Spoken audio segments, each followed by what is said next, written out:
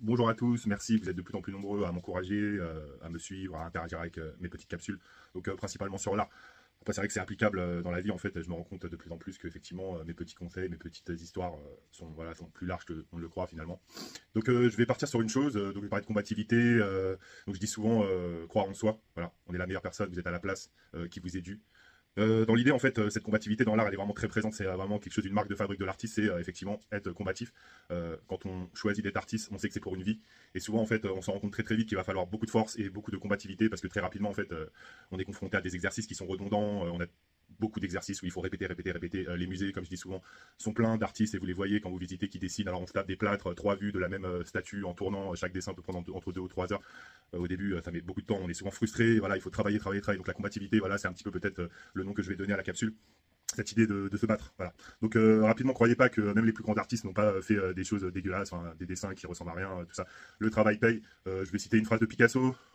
1% de talent, 99% de travail, je pense que c'est une réalité. Vous vous rendez même pas compte à quel point le problème, en fait, voilà, je vais revenir sur un peu l'éducation. On a tendance à apprendre les choses par cœur, donc on utilise un hémisphère de notre cerveau qui est, voilà, on apprend les capitales par cœur, les fleuves par cœur, les multiplications, les tables de 1, 2, 3, 4, 5, 7, 8, 9 par cœur.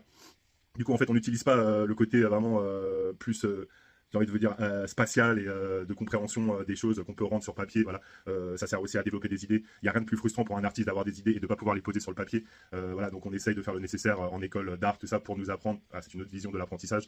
Donc tout le monde peut savoir dessiner. Bon, je sais qu'il y en a qui vont me dire, ouais, Milad, t'abuses et tout. Il y en a, moi, je sais pas dessiner et tout. Bon, sachez que moi, voilà, vous avez un tableau derrière moi, tout ça, vous pouvez voir mon travail sur le réseau social que vous allez voir, TikTok, Facebook, Instagram. Voilà, je savais pas aussi forcément dessiner ce petit pourcent de talent. Il a été surtout rattrapé par la combativité. Dans l'idée, en fait, si on se bat, on arrive à faire les choses. Vous prenez un homme et un deuxième homme, vous leur dites voilà, tu vas apprendre l'espagnol. Il y en a un qui est avec une femme espagnole qui l'aime comme un fou et tout, et l'autre qui est bon bah sans femme du coup, le pauvre.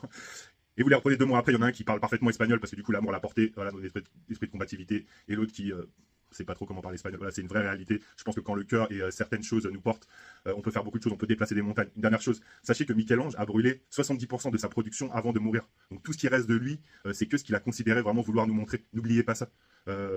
On passe tous par des phases d'apprentissage, mais soyez combatifs, croyez en vos rêves et vous êtes à la meilleure place, celle qui vous est due. Et pour ça, parfois, il faut se battre, effectivement. Mais voilà, sachez qu'on n'a rien sans rien dans la vie.